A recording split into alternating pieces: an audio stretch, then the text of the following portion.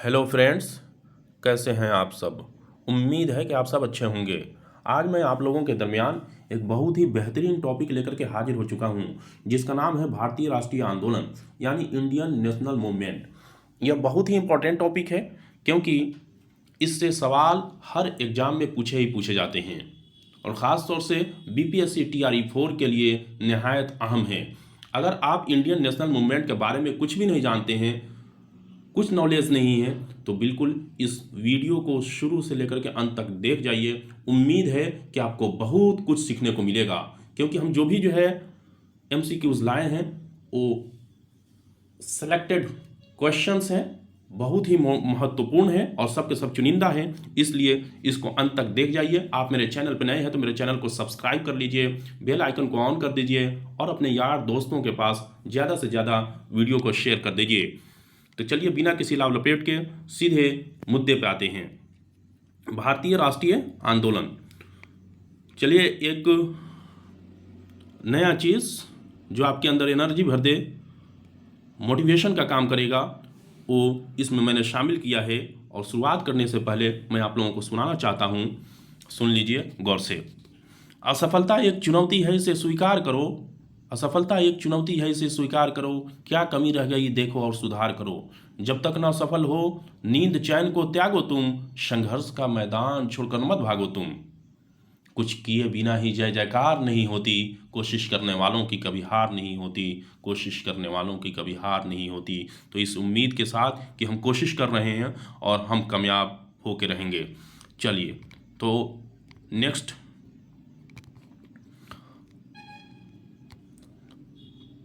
सबसे पहले भारतीय राष्ट्रीय आंदोलन यह 1885 से लेकर के 1947 तक चला है। ठीक है, भारतीय राष्ट्रीय आंदोलन के 3 चरण थे, 3 चरण में चले। वो कौन कौन से चरण थे? तो पहला चरण जो था वो 1885 से लेकर के 1905 तक चला, जिसे उदारवादी चरण कहा जाता है। उदारवादी चरण कहा जाता है। चलिए नेक्स्ट, दूसरा जो चरण था वो 1905 से लेकर के 1919 तक चला, जिसे उग्रवादी चरण कहा जाता है। क्या कहा जाता है? उग्रवादी चरण। और इसमें जितने गर्म दल के नेता थे वो बहुत ही सक्रिय थे। चलिए अगला सवाल का रुख कर लेते हैं। अगला सवाल, हाँ, तीसरा चरण ये था कि 1919 से लेकर के 1947 तक चला, जिसे गांधीवादी चरण कहा जाता है। और इसमें गांधी जी का बहुत ही अहम रोल रहा है जी। चलिए अगला सवाल का रुख कर लेते हैं। भारतीय राष्ट्रीय कांग्रेस की स्थापना कब हुई थी? तो इसका सही आंसर हो जाएगा, भारतीय राष्ट्रीय कांग्रेस की स्थापना 28 दिसंबर 1885 में हुआ था जी। अगला सवाल, बंगाल विभाजन कब हुआ था? तो इसका सही आंसर हो जाएगा 16 अक्टूबर 1905 को। 16 अक्टूबर 1905 को जी। अगला सवाल का रुख कर लेते हैं। अगला सवाल आपके स्क्रीन पे, मुस्लिम लीग की स्थापना कब हुई थी? मुस्लिम लीग की स्थापना कब हुई थी? तो इसका सही आंसर हो जाएगा 1906 में। कब हुआ था? 1906 में। नेक्स्ट सवाल का रुख कर लेते हैं, कांग्रेस पार्टी का विभाजन कब हुआ था? तो इसका सही आंसर हो जाएगा, कांग्रेस पार्टी का विभाजन 1907 में हुआ था जी। अभी बहुत गहराई के साथ डीपली पढ़ना है।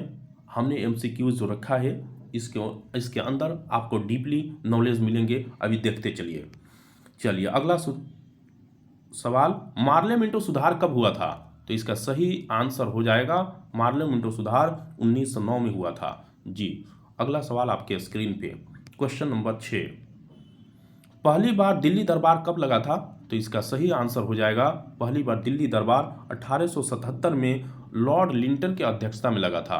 किसकी अध्यक्षता में? लॉर्ड लिंटन के। अगला सवाल आपके स्क्रीन पे, पहली बार दिल्ली दरबार किसकी अध्यक्षता में लगी? वही सवाल है, लॉर्ड लिंटन के अध्यक्षता में लगी थी।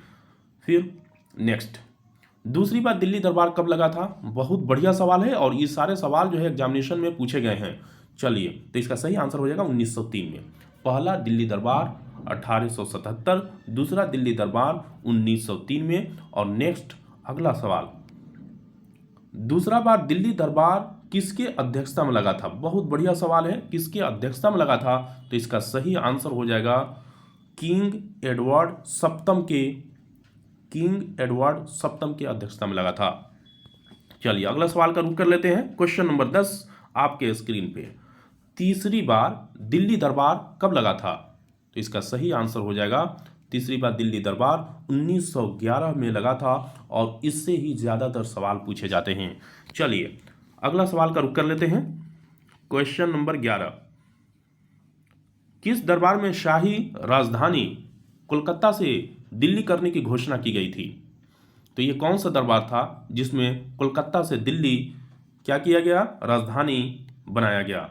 तीसरी बार के दिल्ली दरबार में किस दरबार में शाही राजधानी कोलकाता से दिल्ली करने की कोशिश की गई? तो किस बार की? तीसरी बार की। जी चलिए अगला सवाल का रुख कर लेते हैं। क्वेश्चन नंबर 12 आपके स्क्रीन पे।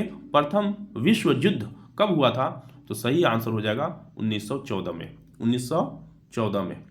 चलिए next question number 13, Lucknow pact कब हुआ था? तो इसका सही आंसर हो जाएगा 1916 में। जी 1916 में। अगला सवाल आपके स्क्रीन पे, होम रूल आंदोलन कब हुआ था? जी होम रूल आंदोलन कब हुआ था? तो इसका सही आंसर हो जाएगा 1916 में। होम रूल आंदोलन कब हुआ था? 1916 में। चलिए अगला सवाल का रुख कर लेते हैं।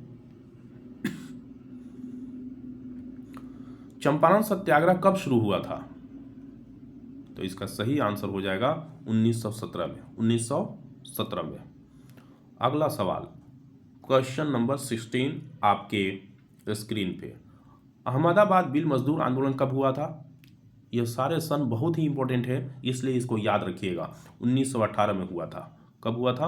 1918 में। जी चलिए नेक्स्ट सवाल आपके स्क्रीन पे, खेड़ा सत्याग्रह कब हुआ था? तो इसका सही आंसर हो जाएगा 1918 में। कब हुआ था? 1918 में। जी इसका सही आंसर हो जाएगा 1918 में। कब 1918 में खेड़ा सत्याग्रह हुआ था। अगला सवाल का रुख कर लेते हैं। अगला सवाल आपके स्क्रीन पे, मॉन्टेग्यू चेम्सफोर्ड सुधार कब हुआ था? तो इसका सही आंसर हो जाएगा मॉन्टेग्यू चेम्सफोर्ड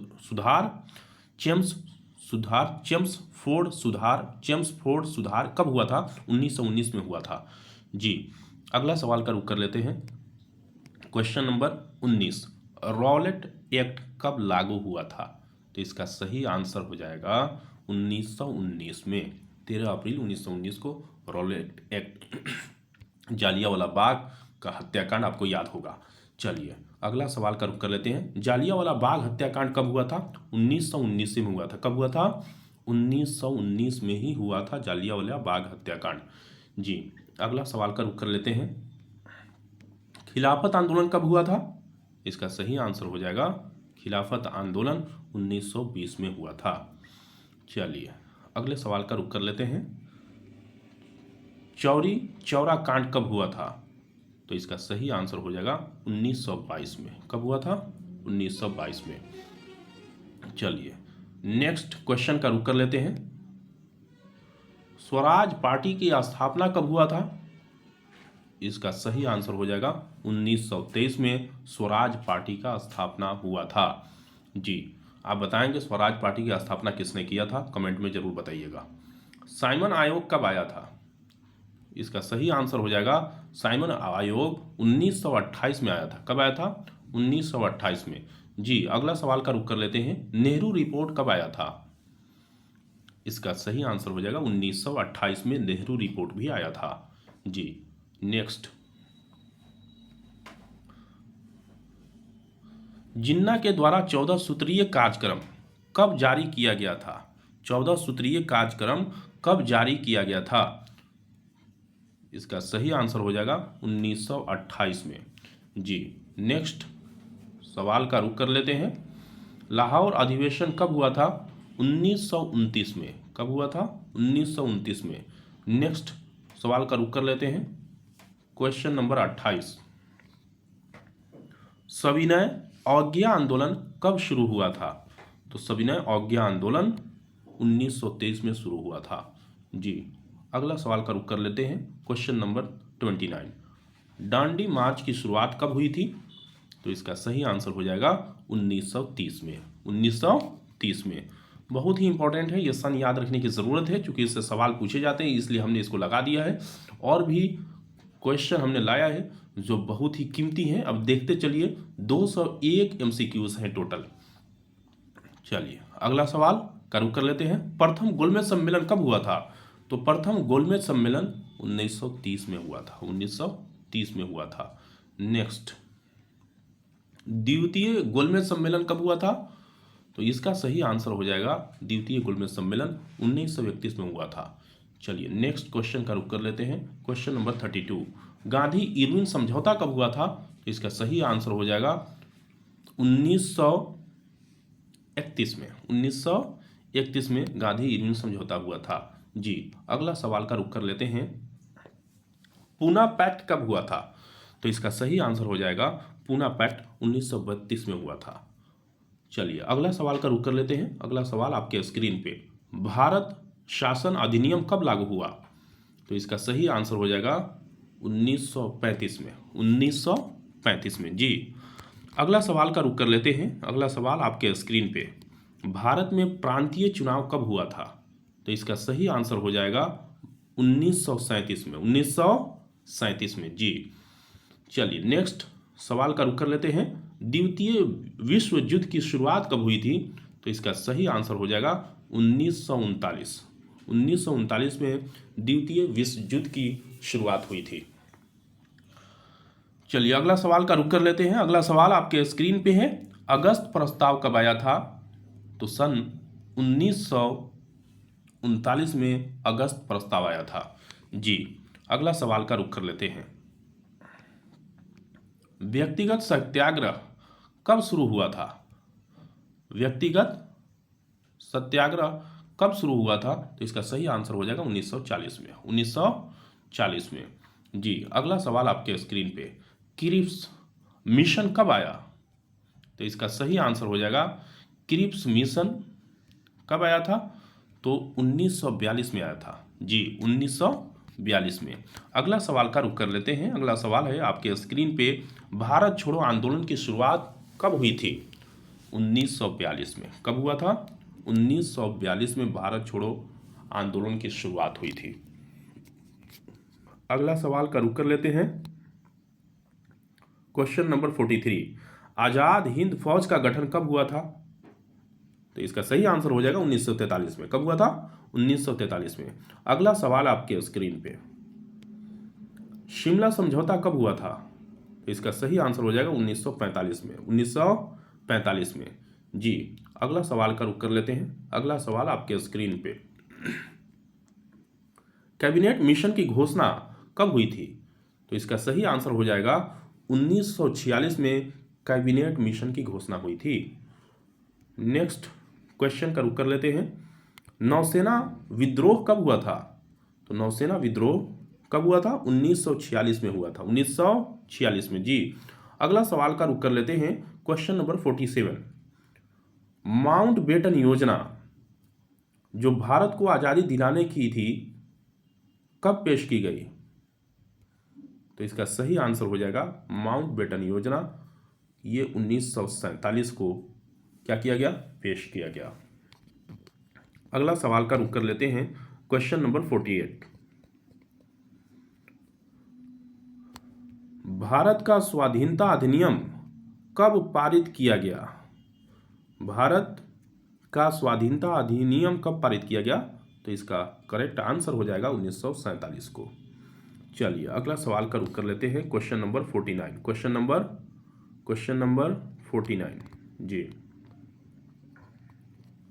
भारतीय राष्ट्रीय कांग्रेस में कांग्रेस का क्या मतलब होता था? भारतीय राष्ट्रीय कांग्रेस में कांग्रेस का क्या मतलब होता है? तो इसका सही आंसर हो जाएगा संगठन या समूह। संगठन या समूह।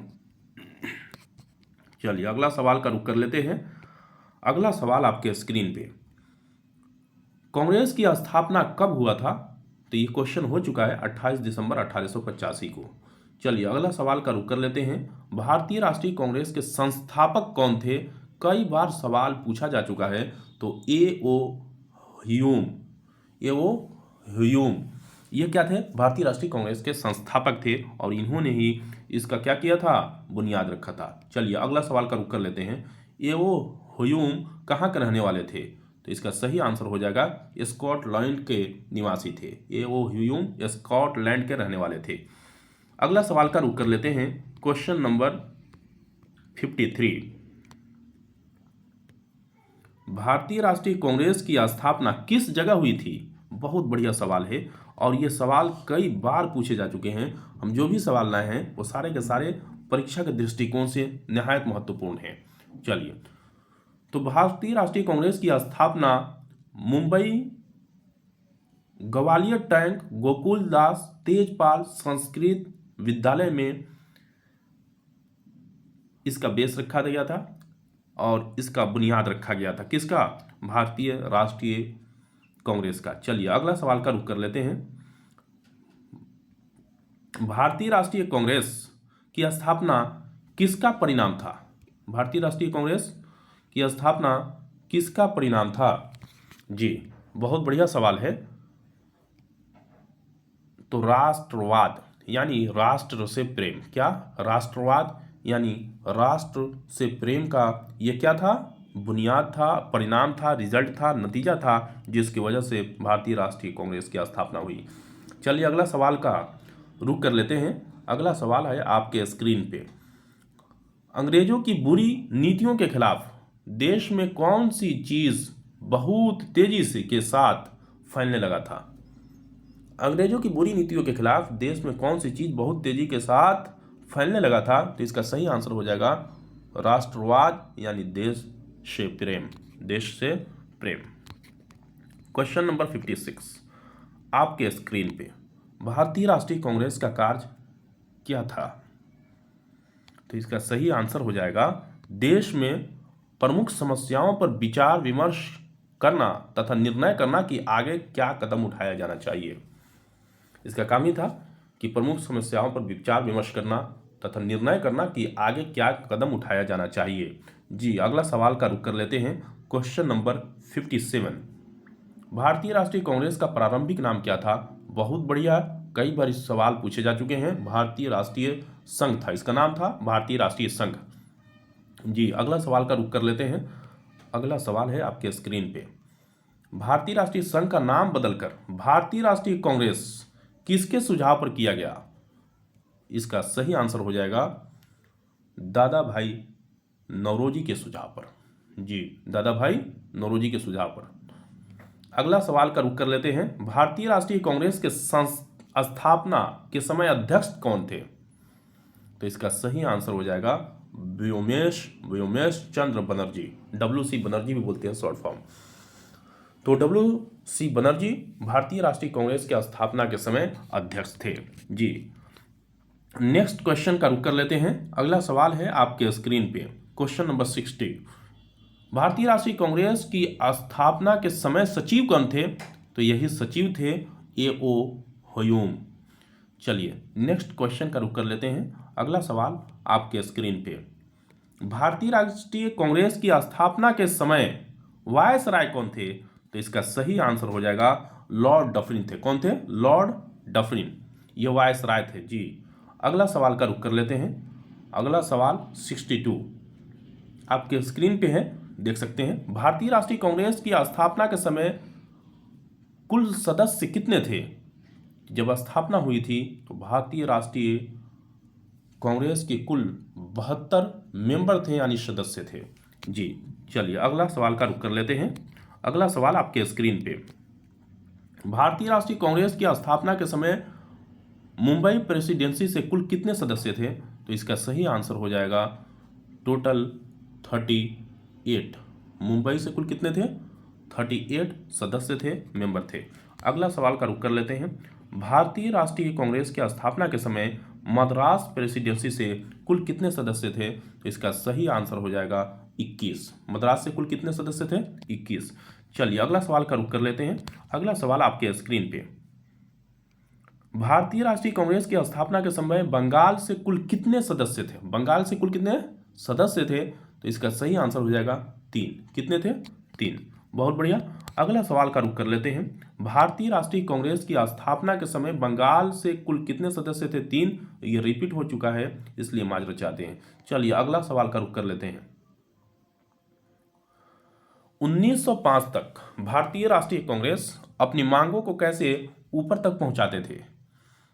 ऊपर तक कैसे पहुंचाते थे? तो 1905 तक भारतीय राष्ट्रीय कांग्रेस अपनी मांगों को कैसे पहुंचाते थे? अपने मांगों को नरमपंथी दल के नेता थे जो अपने मांगों को याचना या प्रार्थना पत्र के द्वारा पहुंचाते थे। किसके द्वारा?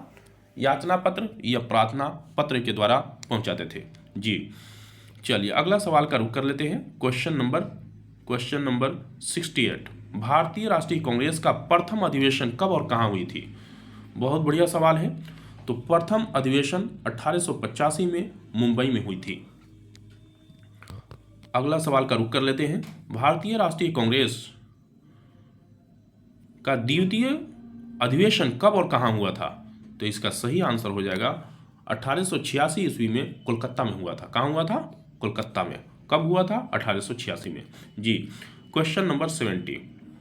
भारतीय राष्ट्रीय कांग्रेस की तीसरी अधिवेशन कब और कहां हुआ था? तो इसका सही आंसर हो जाएगा 1887 ईस्वी में मद्रास में हुई थी। चलिए अगला सवाल का रुख कर लेते हैं। भारतीय राष्ट्रीय कांग्रेस की तीसरी अधिवेशन कब और कहां हुआ था? तो इसका सही आंसर हो जाएगा 1887 ईस्वी में मद्रास में हुई थी। कहां हुई थी?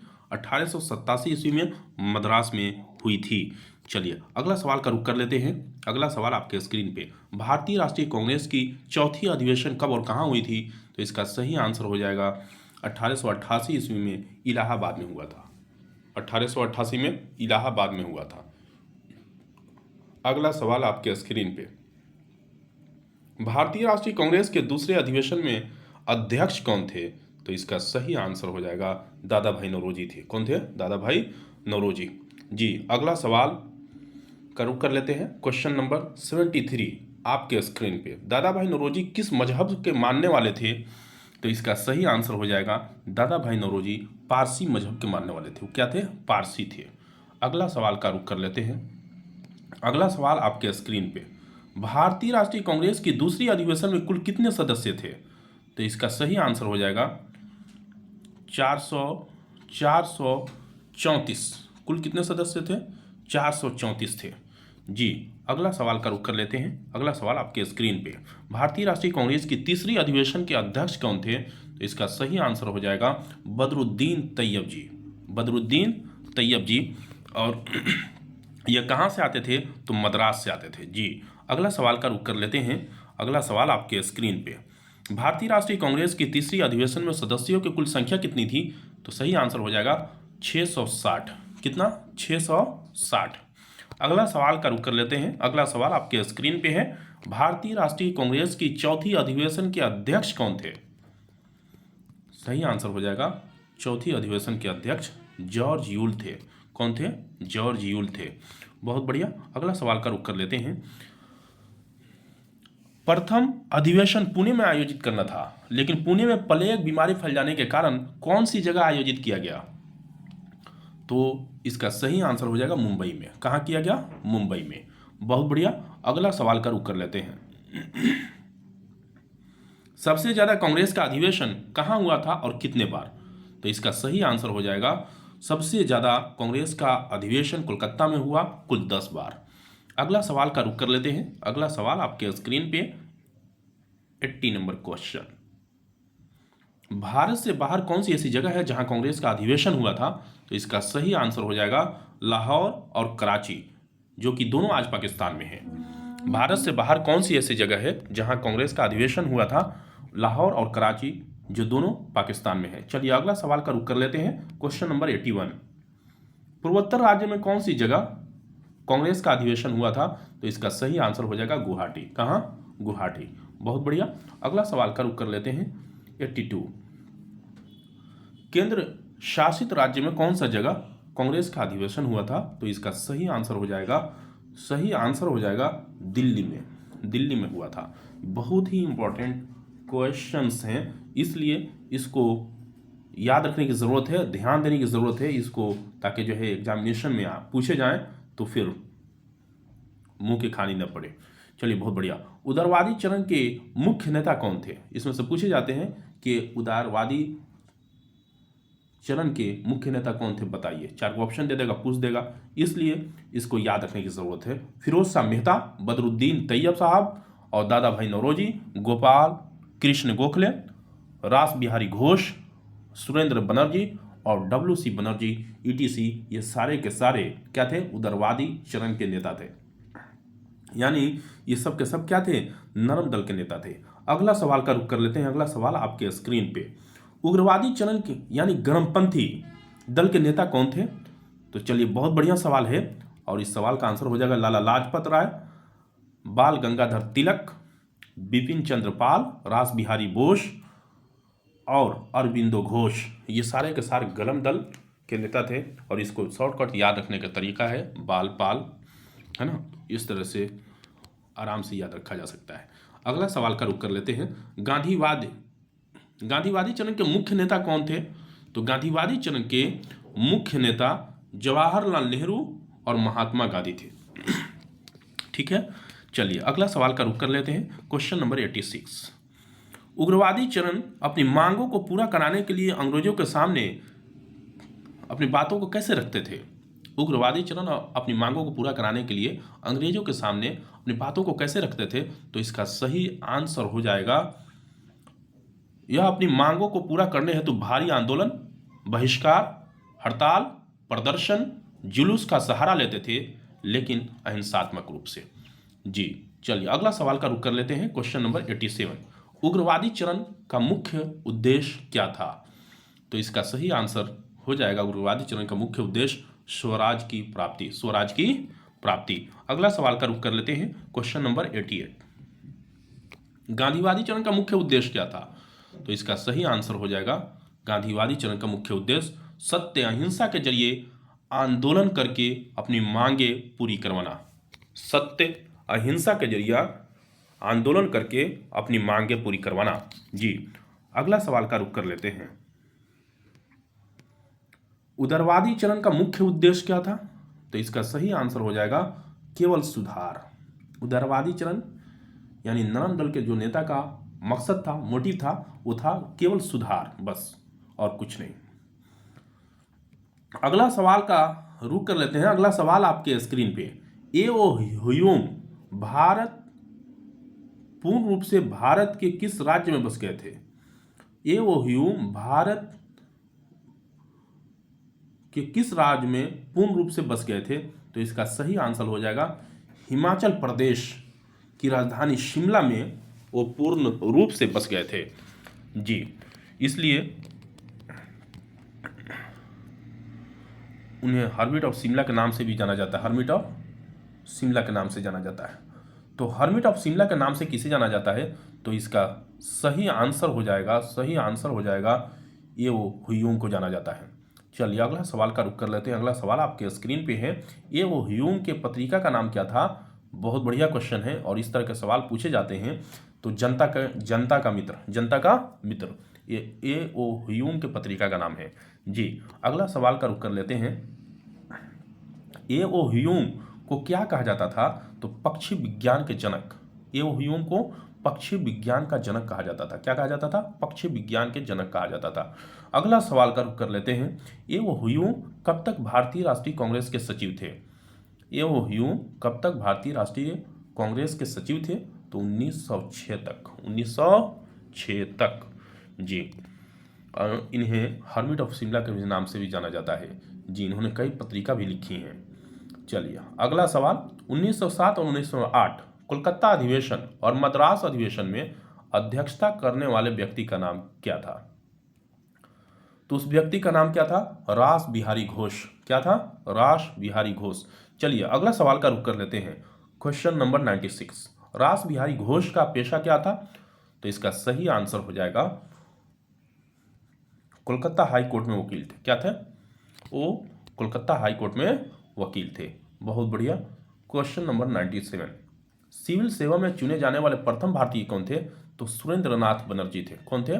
सुरेंद्रनाथ बनर्जी थे। चलिए अगला सवाल का रुख कर लेते हैं 98 नंबर। सुरेंद्रनाथ बनर्जी सिविल सेवा में पहली बार कब कामयाबी हासिल की? तो इसका सही आंसर हो जाएगा 1869 में। 1869 में, बहुत बढ़िया। अगला सवाल का रुख कर लेते हैं। चलिए अगला सवाल, सुरेंद्रनाथ बनर्जी ने इंडियन एसोसिएशन की स्थापना कब की थी? तो इसका सही आंसर हो जाएगा 1879 में। 1879 में, जी। अगला सवाल है 100 नंबर सवाल आपके स्क्रीन पे है। सुरेंद्रनाथ बनर्जी ने किस सन में भारतीय राष्ट्रीय कांग्रेस की अध्यक्षता की थी? तो इसका सही आंसर हो जाएगा 1895 और 1902 में। 1895 में और 1902 में उन्होंने क्या किया था? अध्यक्षता किया था। अगला सवाल का रुख कर लेते हैं। महाराष्ट्र में सुकरात के नाम से किसे जाना जाता था? तो इसका सही आंसर हो जाएगा गोपाल कृष्ण गोखले को क्या महाराष्ट्र में सुकरात के नाम से जाना जाता था। अगला सवाल का रुख कर लेते हैं। अगला सवाल है आपके स्क्रीन पे, क्वेश्चन नंबर 102।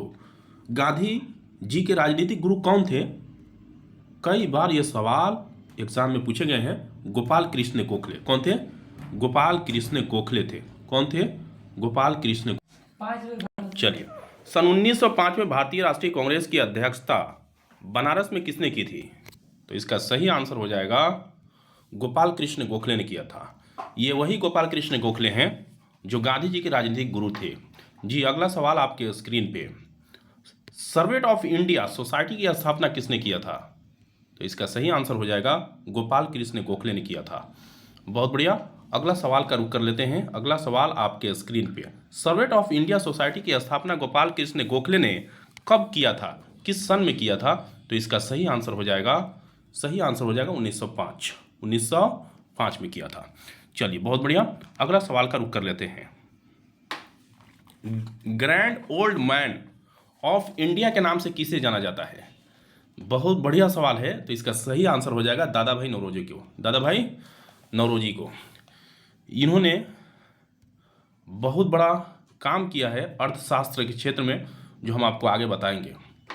और क्या क्या किए हैं आप कमेंट बॉक्स में जरूर बतावें। चलिए अगला सवाल आपके स्क्रीन पे है कि 1860 में इंग्लैंड में ईस्ट इंडिया एसोसिएशन की स्थापना किसने किया था? तो इसका सही आंसर हो जाएगा दादा भाई नौरोजी ने किया था। किसने किया था? दादा भाई नौरोजी ने। नेक्स्ट सवाल का रुख कर लेते हैं। अगला सवाल है आपके स्क्रीन पे, भारतीय राष्ट्रीय कांग्रेस के कितने बार अध्यक्ष रहे दादा भाई नौरोजी? बहुत बढ़िया सवाल है और इस सवाल का आंसर हो जाता है कुल 3 बार वो अध्यक्ष रह चुके हैं। चलिए अगला क्वेश्चन आपके स्क्रीन पे है, भारतीय राष्ट्रीय कांग्रेस के अध्यक्ष दादा भाई नौरोजी कब कब और कहां रहे? कब कब और कहां अध्यक्ष रहे? तो चलिए आपके स्क्रीन पे मैं बता देता हूं। ये 3 क्वेश्चन बनता, लेकिन एक ही क्वेश्चन के अंदर सारे जो है क्वेश्चन का हमने जवाब दे रखा है। और आप देख सकते हैं कि 1886 में कोलकाता अधिवेशन में अध्यक्ष रहे। दूसरा 1893 में लाहौर अधिवेशन में वो क्या रहे? अध्यक्ष रहे। और तीसरी बार 1906 में फिर कोलकाता अधिवेशन में वो अध्यक्ष रहे। कौन? दादा भाई नौरोजी। दादा भाई नौरोजी, जी। बड़ी काबिल व्यक्ति थे वो। पहली बार स्वराज शब्द का प्रयोग किस अधिवेशन में और किसकी अध्यक्षता में की गई थी?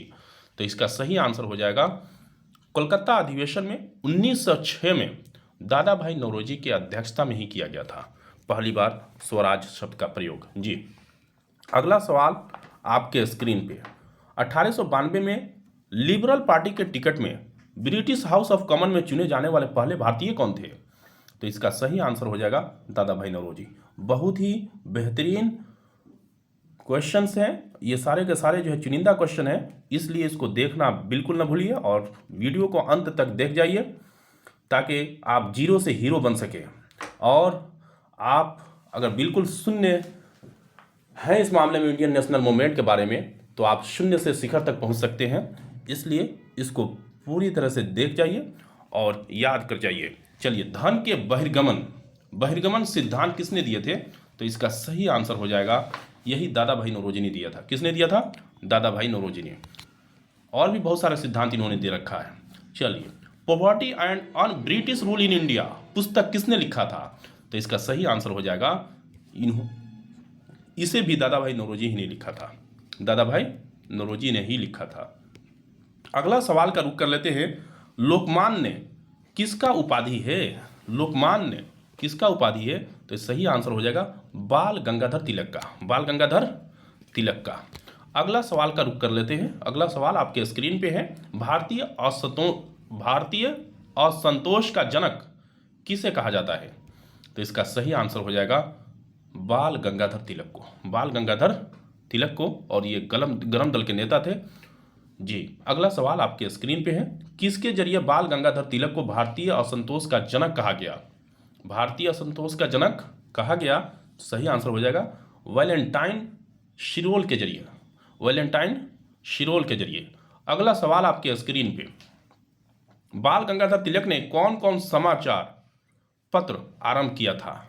तो इसका सही आंसर हो जाएगा मराठा अंग्रेजी में, और दूसरा केसरी मराठा में आरंभ किया था। किसने किया था? बाल गंगाधर तिलक ने। नेक्स्ट क्वेश्चन का रुख कर लेते हैं। होम रूल का स्थापना किसने किया था? तो इसका सही आंसर हो जाएगा बाल गंगाधर तिलक ने। नेक्स्ट क्वेश्चन का रुख कर लेते हैं। होम रूल का स्थापना कब किया गया था? तो इसका सही आंसर हो जाएगा 1916 में। कब किया गया था? 1916 में। अगला सवाल आपके स्क्रीन पे। मांडले जेल यानी वर्मा में गीता रहस्य पुस्तक किसने लिखा था? गीता रहस्य पुस्तक किसने लिखा था? यही बाल गंगाधर तिलक ने लिखा था जी। अगला सवाल का रुख कर लेते हैं। Question number 121। स्वराज मेरा जन्म सिद्ध अधिकार है, स्वराज मेरा जन्म सिद्ध अधिकार है, यह कथन किसका है? तो इसका सही आंसर हो जाएगा बाल गंगाधर तिलक का, बाल गंगाधर तिलक का जी। अगला सवाल आपके स्क्रीन पे। लाला लाजपत राय को कौन कौन सी उपाधि मिली थी? तो इसका सही आंसर हो जाएगा लाला लाजपत राय को पंजाब केसरी और शेरे पंजाब की उपाधि मिली थी। अगला सवाल का रुख कर लेते हैं। अनहैप्पी इंडिया पुस्तक किसने लिखा था? तो इसका सही आंसर हो जाएगा लाला लाजपत राय ने। किसने लिखा था? लाला लाजपत राय ने। अगला सवाल का रुख कर लेते हैं। सन 1920 में कांग्रेस अधिवेशन की अध्यक्षता किसने की थी? तो इसका सही आंसर हो जाएगा लाला लाजपत राय ने। किसने किया था? लाला लाजपत राय ने। नेक्स्ट क्वेश्चन का रुख कर लेते हैं। अगला सवाल आपके स्क्रीन पे। लाला लाजपत राय की मृत्यु कब हुई थी? तो इसका सही आंसर हो जाएगा 17 नवंबर 1928 को, 17 नवंबर 1928 को। बहुत बढ़िया। अगला सवाल का रुख कर लेते हैं। लाला लाजपत राय की मृत्यु किस कारण से हुई थी? तो इसका सही आंसर हो जाएगा लाला लाजपत राय की मृत्यु किस कारण से हुई थी? तो इसका सही आंसर हो जाएगा क्या? सही आंसर हो जाएगा साइमन कमीशन के विरोध में लाठी से चोट लगने के कारण हुई थी। साइमन कमीशन के विरोध में लाठी से चोट लगने के कारण हुई थी। चलिए अगला सवाल आपके स्क्रीन पे। अरविंदो घोष की पत्रिका का नाम क्या था? तो इसका सही आंसर हो जाएगा, इनकी पत्रिका का नाम युगांतर था। क्या था? युगांतर था। अगला सवाल का रुख कर लेते हैं। अगला सवाल आपके स्क्रीन पे है। अरविंदो घोष की साप्ताहिक पत्रिका का नाम क्या था? तो ये इसका सही आंसर हो जाएगा कर्मयोगी और धर्म, कर्मयोगी और धर्म। नेक्स्ट क्वेश्चन का रुख कर लेते हैं। बंगाल विभाजन का प्रस्ताव ब्रिटिश संसद में कब रखा गया था? ब्रिटिश संसद में कब रखा गया था? तो इसका सही आंसर हो जाएगा 3 अक्टूबर 1903 को, 3 अक्टूबर 1903 को। नेक्स्ट क्वेश्चन का रुख कर लेते हैं। बंगाल विभाजन का प्रस्ताव लोगों के समक्ष कब रखा गया? तो इसका करेक्ट आंसर हो जाएगा 19 जुलाई 1905 को। अगला सवाल का रुख कर लेते हैं जो कि आपके स्क्रीन पे है। बंगाल विभाजन का समाचार पत्रों में विभाजन की घोषणा कब प्रकाशित हुई थी? तो इसका सही आंसर हो जाएगा 20 जुलाई 1905 को, 20 जुलाई 1905 को। नेक्स्ट क्वेश्चन का रुख कर लेते हैं। बंगाल विभाजन का सबसे पहले विरोध कब हुआ था? तो इसका सही आंसर हो जाएगा 7 अगस्त 1905 को, 7 अगस्त 1905 को। नेक्स्ट सवाल आपके स्क्रीन पे। किस आंदोलन के जरिए बंगाल विभाजन का विरोध किया गया था? तो करेक्ट आंसर हो जाएगा स्वदेशी आंदोलन के जरिए। इसमें स्वदेशी वस्तुओं का अपनाने और विदेशी वस्तुओं का बहिष्कार किया गया था। जी, अगला सवाल आपके स्क्रीन पे है, बंगाल विभाजन कब लागू हुआ था? तो इसका सही आंसर हो जाएगा 16 अक्टूबर 1905 को। नेक्स्ट सवाल का रुख कर लेते हैं, बंगाल विभाजन के बाद कितने बंगाल बने और कौन कौन? तो बंगाल विभाजन के बाद 2 बंगाल बने, पहला पूर्वी बंगाल और दूसरा पश्चिमी बंगाल। जी, ईस्ट बंगाल और वेस्ट बंगाल। अगला सवाल का रुख कर लेते हैं, चलिए अगला सवाल का रुख कर लेते हैं, आपके स्क्रीन पे है, पूर्वी बंगाल की राजधानी कहाँ बनी? तो इसका सही आंसर, पूर्वी बंगाल की राजधानी कहाँ बनी? तो इसका सही आंसर क्या हो जाएगा? ढाका। क्या होगा? ढाका। जी, बहुत बढ़िया। अगला सवाल का रुख कर लेते हैं। अगला सवाल है आपके स्क्रीन पे, बंगाल विभाजन के बाद पश्चिमी बंगाल की राजधानी कहाँ बनी? तो इसका सही आंसर हो जाएगा कोलकाता बनी। कहाँ बनी? कोलकाता। जी, अगला सवाल का रुख कर लेते हैं, पूर्वी बंगाल के लेफ्टिनेंट गवर्नर कौन थे? पूर्वी बंगाल के लेफ्टिनेंट गवर्नर कौन थे? तो इसका सही आंसर होगा ब्लूमफील्ड फुलर। Bloomfield Fuller. अगला सवाल का रुख कर लेते हैं। अगला सवाल आपके स्क्रीन पे है। अगला सवाल आपके स्क्रीन पे है, पश्चिम बंगाल के लेफ्टिनेंट गवर्नर कौन थे? तो sir Andrew Fraser. Sir Andrew Fraser. अगला सवाल का रुख कर लेते हैं। अगला सवाल आपके स्क्रीन पे है और क्वेश्चन नंबर है 140, 140। बंगाल विभाजन के बाद लॉर्ड कर्जन का क्या बयान आया था? तो बंगाल विभाजन के बाद लॉर्ड कर्जन का बयान क्या आया था? मेरे बंटवारे से मुसलमान को सारी सुविधाएं मिलेंगी जो उन्हें मुगल काल में भी नहीं मिला था। मेरे बंटवारे से मुसलमानों को सारी सुविधाएं मिलेंगी जो उन्हें मुगल काल में भी नहीं मिला था। चलिए, इस तरह की बात ये सब बोला करता था। ये सिर्फ हिंदू और मुस्लिम को तोड़ने के लिए, इस तरह की बात, विभाजन के लिए, रूल एंड डिवाइड, पूरी जी जान लगा दिया और बांट दिया। चलिए अगला सवाल, बंगाल विभाजन के बाद ब्लूमफील्ड फुलर का क्या बयान आया था? तो विभाजन के बाद ब्लूमफील्ड फुलर का क्या बयान आया था कि हिंदू और मुसलमान अंग्रेजी सरकार की 2 पत्नियां हैं, जिसमें मुसलमान अधिक प्रिय है। जी, ये उसका जो है क्या था? बयान था, ये बजाबता। अगला सुनिए, स्वदेशी आंदोलन के अध्यक्ष कौन थे? तो इसका सही आंसर हो जाएगा स्वदेशी आंदोलन के अध्यक्ष मनीन चंद्र नंदी, जो कि कासिम बाजार के महाराजा थे। कासिम बाजार के महाराजा थे। अगला सवाल का रुख कर लेते हैं। अगला सवाल आपके स्क्रीन पे है, क्वेश्चन नंबर 143। स्वदेशी आंदोलन की शुरुआत कहां से हुई थी? तो स्वदेशी आंदोलन की शुरुआत कोलकाता के टाउन हॉल से हुआ था। कहां से हुआ था? कोलकाता के टाउन हॉल से हुआ था। जी, अगला सवाल आपके स्क्रीन पे है, किसके सुझाव पर स्वदेशी वस्तुओं को अपनाने और विदेशी वस्तुओं को बहिष्कार किया गया? किसके सुझाव पर? तो इसका सही आंसर हो जाएगा कृष्ण कुमार मित्र के सुझाव पर। कृष्ण कुमार मित्र के सुझाव पर। जी, अगला क्वेश्चन है 145। स्वदेशी आंदोलन के दौरान कौन सा नारा दिया गया? तो इसका सही आंसर हो जाएगा वंदे मातरम का। वंदे मातरम का। जी, अगला सवाल आपके स्क्रीन पे, राखी दिवस किसके सुझाव पर मनाया गया? इस स्वदेशी आंदोलन के दौरान ही मनाया गया था। और किसके सुझाव पर? रविंद्रनाथ टैगोर के सुझाव पर राखी दिवस मनाया गया था। अगला सवाल का रुख कर लेते हैं। अगला सवाल आपके स्क्रीन पे है, राखी दिवस किस तिथि को मनाया गया था?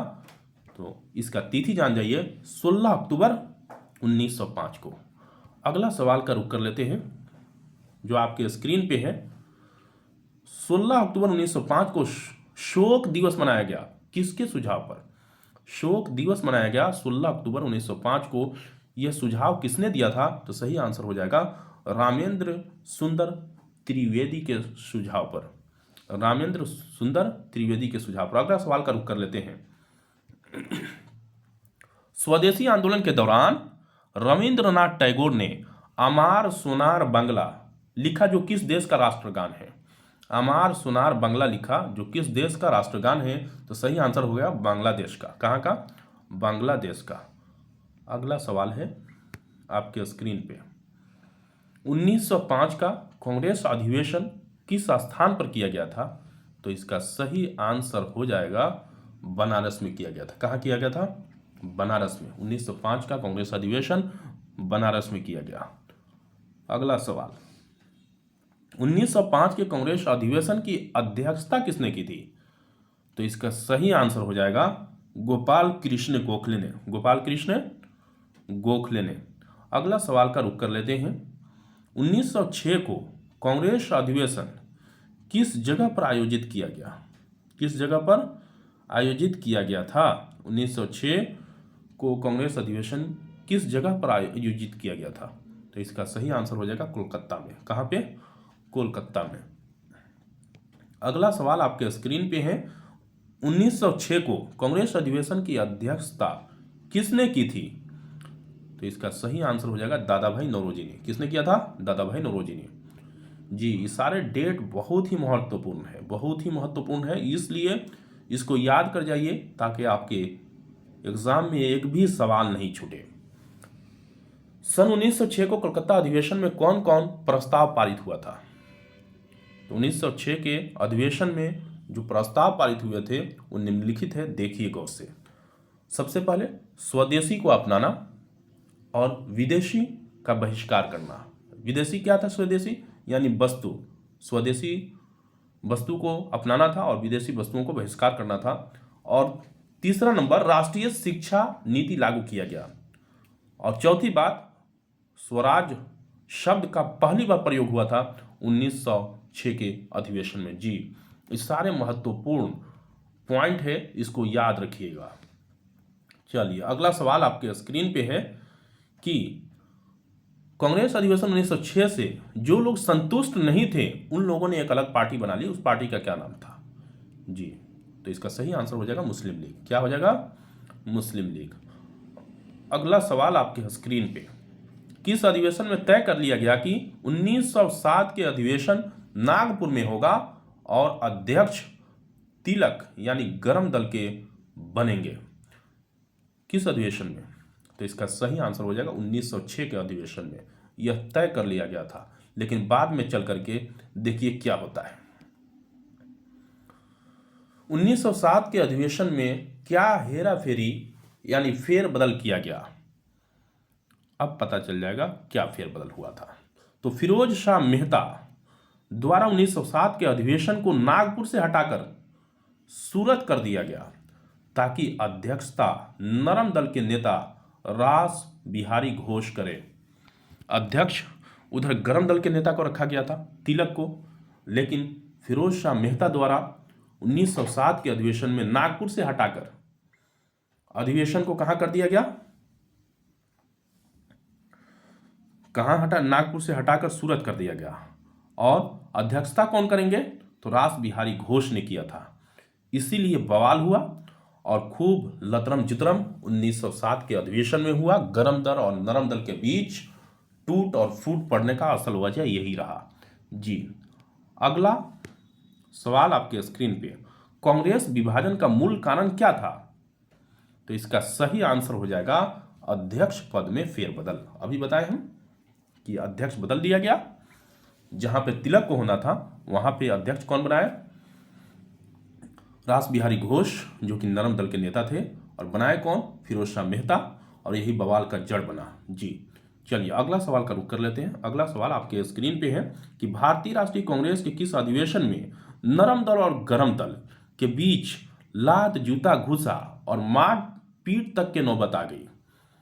बोलिए, वही है सवाल कि भारतीय राष्ट्रीय कांग्रेस के किस अधिवेशन में नरम दल और गरम दल के बीच लात जूता घूसा और मार पीट तक के नौबत आ गई थी? तो इसका सही आंसर हो जाएगा 1907 के अधिवेशन में। अगला सवाल का रुख कर लेते हैं, क्वेश्चन नंबर 160। बहुत ही बढ़िया सवाल है। 1907 में कांग्रेस के भीतर घटी इस घटना को एनी बेसेंट ने कौन सा दिवस कहा था? कौन सा दिवस कहा था?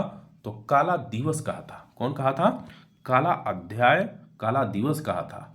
चलिए अगला सवाल आपके स्क्रीन पे है कि स्वदेशी आंदोलन का विस्तार और नेतृत्वकर्ता महाराष्ट्र पुणे में कौन थे? महाराष्ट्र और पुणे में कौन थे? तो बाल गंगाधर तिलक थे। चलिए अगला सवाल का रुख कर लेते हैं। क्वेश्चन नंबर है 162। स्वदेशी आंदोलन का विस्तार और नेतृत्वकर्ता दिल्ली में कौन थे? ये सवाल पूछे जाते हैं, इसलिए इसको हमने इसमें जगह दिया है। तो सैयद हैदर राजा थे। कौन थे? सैयद हैदर राजा। चलिए अगला सवाल का रुख कर लेते हैं। अगला सवाल आपके स्क्रीन पे, स्वदेशी आंदोलन का विस्तार और नेतृत्वकर्ता मद्रास में कौन थे? तो इसका सही आंसर हो जाएगा चिदम्बरम पिल्ले थे। कौन थे? चिदम्बरम पिल्ले। चलिए अगला सवाल का रुख कर लेते हैं। अगला सवाल आपके स्क्रीन पे है, 1907 में लाला लाजपत राय को गिरफ्तार कर कहाँ के जेल में भेज दिया गया था? तो इसका सही आंसर हो जाएगा वर्मा के जेल में भेजा गया था। कहाँ? वर्मा के जेल में। चलिए अगला सवाल का रुख कर लेते हैं। अगला सवाल आपके स्क्रीन पे है, 1908 में तिलक को गिरफ्तार कर कितने वर्षों के लिए वर्मा के मांडले जेल में भेज दिया गया था? कितने वर्ष के लिए भेजा गया था? तो सही आंसर हो जाएगा 6 वर्षों के लिए। चलिए अगला सवाल का रुख कर लेते हैं। अगला सवाल है आपके स्क्रीन पे, मांडले जेल में गीता रहस्य पुस्तक किसने लिखा था? गीता रहस्य पुस्तक किसने लिखा था? बाल गंगाधर तिलक ने लिखा था। बहुत बढ़िया सवाल है। चलिए अगला सवाल का रुख कर लेते हैं। किसने 1914 में जेल से बाहर आकर 1916 में होम रूल का स्थापना किया? 1916 में होम रूल का स्थापना किया किसने किया था? बाल गंगाधर तिलक ने किया था। अगला सवाल का रुख कर लेते हैं। अगला सवाल आपके स्क्रीन पे है, स्वदेशी आंदोलन के दौरान किसे 6 माह के लिए अलीपुर षड्यंत्र में झूठी गवाही देकर फंसा दिया गया था? अलीपुर षड्यंत्र में झूठी गवाही देकर फंसा दिया गया था। तो सही आंसर हो जाएगा विपिन चंद्र पाल को। विपिन चंद्र पाल को झूठी गवाही देकर फंसाया गया था। अगला सवाल आपके स्क्रीन पे, किस वर्ष स्वदेशी आंदोलन नेतृत्व विहीन हो गया? तो इसका सही आंसर होगा 1908 में नेतृत्व विहीन हो गया। चलिए अगला सवाल का रुख कर लेते हैं। अगला सवाल आपके स्क्रीन पे है। अगला सवाल आपके स्क्रीन पे है जी, स्वदेशी आंदोलन नेतृत्व विहीन होने के बाद युवा लोग किस आंदोलन की ओर बढ़ने लगे? तो सही आंसर हो जाएगा क्रांतिकारी आंदोलन की ओर बढ़ने लगे। अगला सवाल का रुख कर लेते हैं। क्वेश्चन नंबर 171, भारतीय राष्ट्रीय कांग्रेस का विभाजन कब हुआ था? तो इसका सही आंसर हो जाएगा 1907 में भारतीय राष्ट्रीय कांग्रेस का विभाजन हो गया था। अगला सवाल का रुख कर लीजिए, मुस्लिम लीग की स्थापना कब हुई थी? तो 30 दिसंबर 1906 को हुआ था। अगला सवाल का रुख कर लेते हैं, मुस्लिम लीग की स्थापना कहाँ हुआ था? सही आंसर होगा ढाका में। कहाँ होगा? ढाका में। अगला सवाल, मुस्लिम लीग के संस्थापक कौन थे? तो इसका सही आंसर हो जाएगा, और बार बार सवाल ये एग्जाम में पूछे जाते हैं, आगा खान और मोहसिनुल हक मुल्क। मोहसिनुल मुल्क ये दोनों क्या थे? मुस्लिम लीग के संस्थापक थे, इसके फाउंडर थे जी। अगला सवाल का रुख कर लेते हैं, पार्टी मुस्लिम लीग का संविधान किसने बनाया? यानी मुस्लिम लीग का संविधान किसने बनाया था? तो इसका सही आंसर हो जाएगा वकारुल मुल्क और मोहसिनुल मुल्क ने। वकारुल मुल्क और मोहसिनुल मुल्क ने मुस्लिम लीग की संविधान बनाया था जी, यह लिखा था, जो भी कही है। चलिए अगला सवाल आपके स्क्रीन पे है, मुस्लिम लीग की स्थापना के समय वायसराय कौन थे? तो मुस्लिम लीग की स्थापना के समय वायसराय लॉर्ड मिंटो थे। कौन थे? लॉर्ड मिंटो जी। अगला सवाल का रुख कर लेते हैं। अगला सवाल आपके स्क्रीन पे है, मुस्लिम लीग का पहला अधिवेशन कहाँ हुआ था? तो इसका सही आंसर हो जाएगा पहला अधिवेशन ढाका में हुआ था। कहाँ हुआ था? ढाका में, जो आजकल बांग्लादेश की राजधानी है। चलिए अगला सवाल का रुख कर लेते हैं, मुस्लिम लीग का दूसरा अधिवेशन कहाँ हुआ था? तो इसका सही आंसर हो जाएगा कराची में, जो कि पाकिस्तान में है। कहाँ पे? कराची, जो कि पाकिस्तान में है। बहुत बढ़िया। अगला सवाल का रुख कर लेते हैं। अगला सवाल आपके स्क्रीन पे है, मुस्लिम लीग का तीसरा अधिवेशन कहाँ हुआ था? तो इसका सही आंसर हो जाएगा अमृतसर में। कहाँ? अमृतसर में। नेक्स्ट क्वेश्चन का रुख कर लेते हैं। अगला सवाल आपके स्क्रीन पे है, मुस्लिम लीग का प्रथम अधिवेशन कब हुआ था? तो 1906 में हुआ था। कब हुआ था? 1906 में हुआ था। जी। अगला सवाल आपके स्क्रीन पे है, मुस्लिम लीग का द्वितीय अधिवेशन कब हुआ था? तो इसका सही आंसर हो जाएगा 1907 में। कब हुआ था? 1907 में। बहुत बढ़िया। अगला सवाल का रुख कर लेते हैं, बहुत ही इंपॉर्टेंट है, सारे सवाल चुनिंदा है, इसलिए इसको अंत तक देख जाइए और अपने यार दोस्तों के पास ज़्यादा से ज़्यादा शेयर कर दीजिए। और अगर चैनल पर नए हैं तो चैनल को सब्सक्राइब कर दीजिए, इससे हमको मोटिवेशन मिलता है और भी बेहतरीन तरीके से हम टॉपिक बनाकर आप लोगों के बीच लाते रहेंगे। चलिए अगला सवाल आपके स्क्रीन पे, मुस्लिम लीग का तृतीय अधिवेशन कब और कहाँ हुआ था? तो इसका सही आंसर हो जाएगा 1908 ईस्वी में हुआ था। कब हुआ था तृतीय अधिवेशन? 1908 में हुआ था। चलिए अगला सवाल आपके स्क्रीन पे है, आगा खान को कब मुस्लिम लीग का अस्थायी अध्यक्ष बनाया गया? आगा खान को कब मुस्लिम लीग का अस्थायी अध्यक्ष बनाया गया? 1908 ईस्वी में। अगला सवाल आपके स्क्रीन पे है, मोहम्मद अली जिन्ना मुस्लिम लीग की स्थापना के समय इसका विरोध किया था या सहयोग? तो सही आंसर हो जाएगा मोहम्मद अली जिन्ना मुस्लिम लीग की स्थापना के समय इसका विरोध किया था।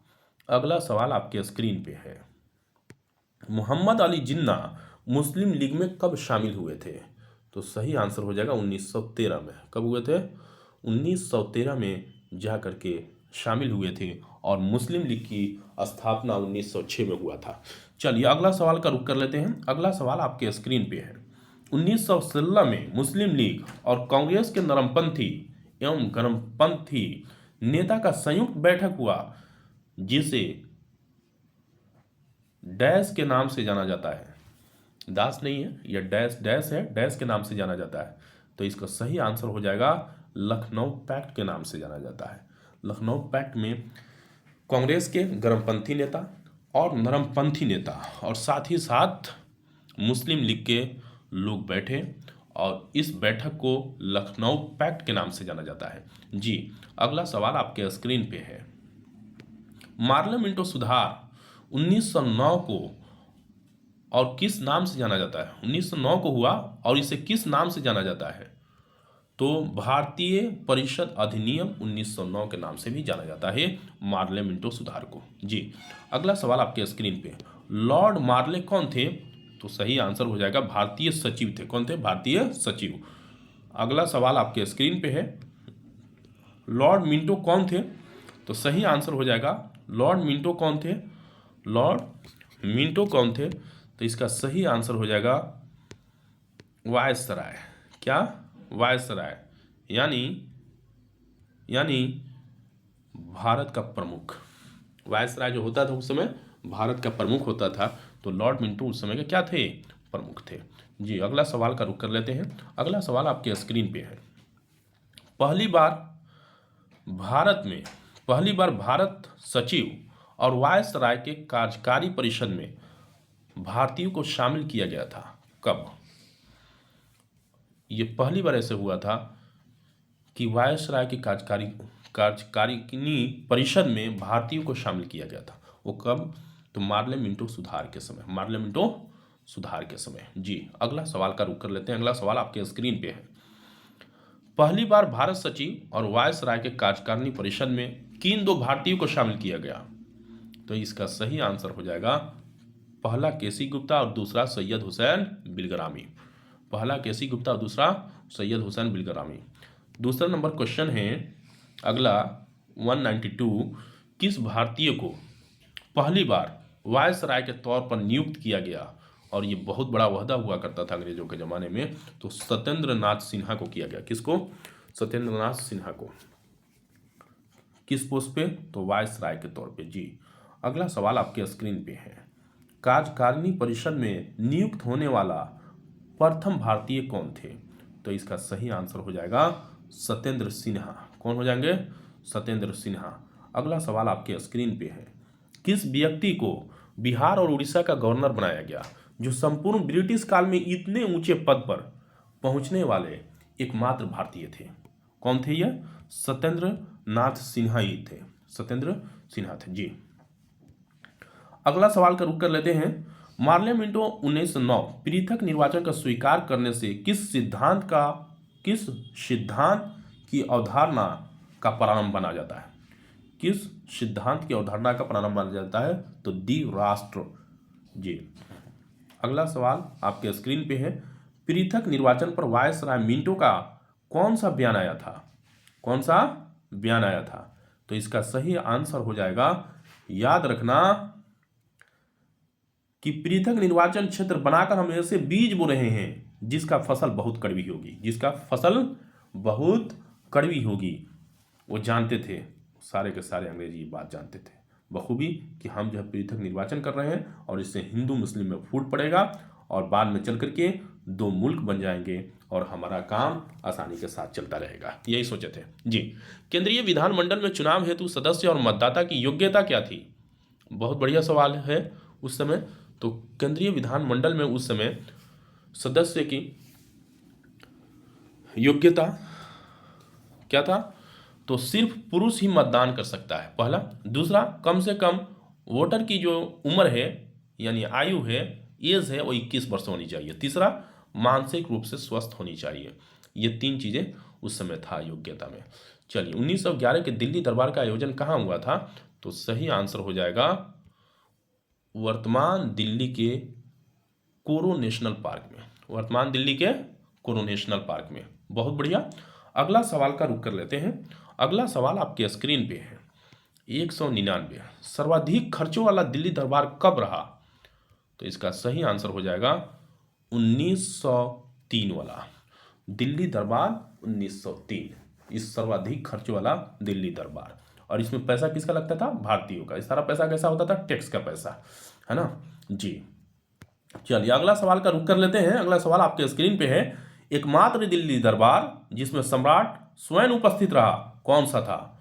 जिसमें स्वयं सम्राट उपस्थित रहा तो दिल्ली दरबार 1911। बहुत बढ़िया सवाल है, ये सारे सवाल पूछे जाते हैं। 1911 के दिल्ली दरबार में क्या निर्णय लिया गया? चलिए, बहुत बढ़िया सवाल है। तो निर्णय क्या लिया गया कि बंगाल विभाजन रद्द और दिल्ली राजधानी घोषित किया गया। बंगाल विभाजन को रद्द किया गया और दिल्ली राजधानी घोषित किया गया। अगला सवाल आपके स्क्रीन पे है। किस समिति के सुझाव पर 1911 में बंगाल का पुनर्गठन हुआ? तो करेक्ट आंसर हो जाएगा अरुणडेल कमेटी के सुझाव पे। अरुणडेल कमेटी के सुझाव पर। अगला सवाल आपके स्क्रीन पे है। किस तिथि को दिल्ली भारत की राजधानी बनी?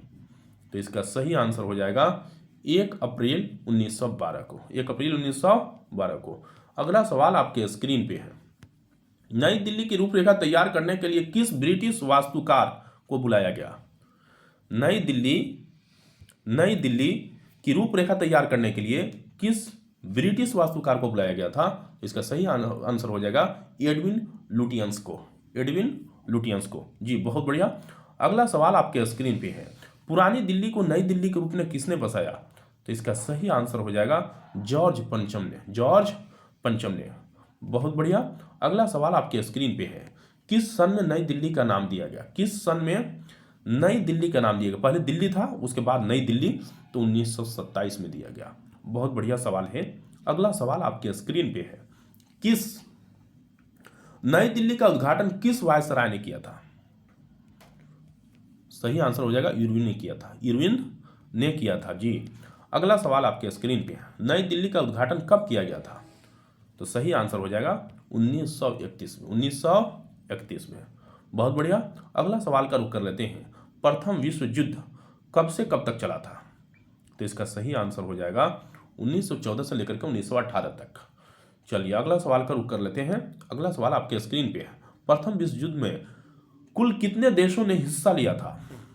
तो इसका सही आंसर हो जाएगा 37 देश यानी 37 कंट्रीज ने हिस्सा लिया था प्रथम विश्व युद्ध में। अगला सवाल आपके स्क्रीन पे। सेब्रे की संधि किसके साथ हुआ था? तो सही आंसर हो जाएगा तुर्की के साथ हुआ था। किसके साथ? तुर्की के साथ। जी, अगला सवाल का रुख कर लेते हैं। अगला सवाल आपके स्क्रीन पे है। वायसराय की संधि किसके साथ हुई थी?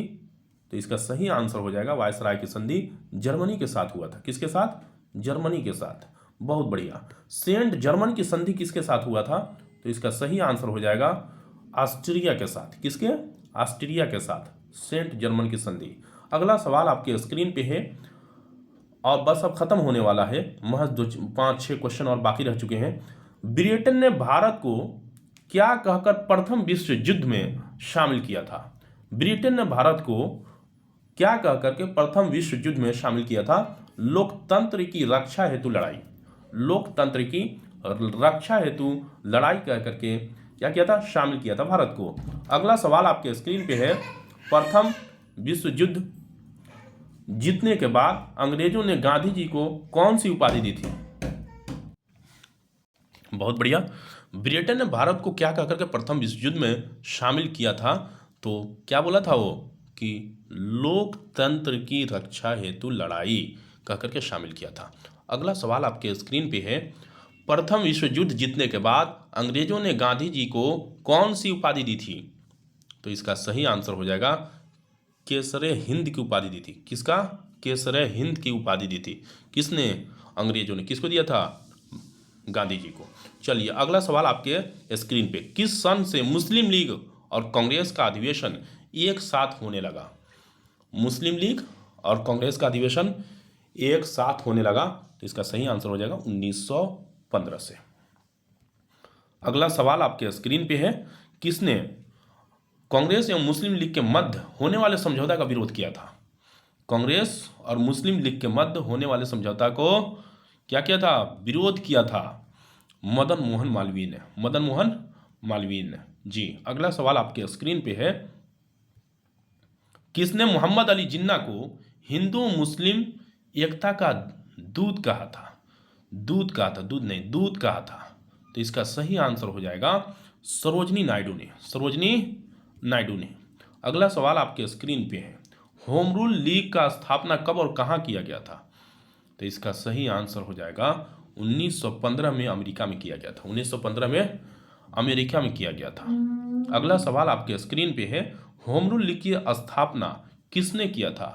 तो इसका सही आंसर हो जाएगा, होम रूल लीग की स्थापना लाला लाजपत राय ने किया था। लाला लाजपत राय ने किया था। चलिए सबसे आखिरी सवाल आपके स्क्रीन पे है, किसके द्वारा होम रूल लीग आंदोलन की शाखों को 1918 में एक कर दिया गया? किसके द्वारा होम रूल लीग आंदोलन की शाखों को एक साथ कर दिया? किसने किया? यानी बेसेंट और तिलक के द्वारा किया गया। यानी बेसेंट और तिलक के द्वारा किया गया। उम्मीद है कि आपको वीडियो बहुत पसंद आए होंगे। अगर पसंद आया है तो मेरे चैनल को सब्सक्राइब कर दीजिए, बेल आइकन को ऑन कर दीजिए और अपने यार दोस्तों के पास ज़्यादा से ज़्यादा शेयर कर दीजिए। और आप सब्सक्राइब और लाइक करते हैं तो मेरा हौसला बढ़ता है और इससे बेहतर टॉपिक और इससे बेहतर कंटेंट बना करके नेक्स्ट टाइम मैं ज़रूर आप लोगों के बीच हाजिर होऊंगा।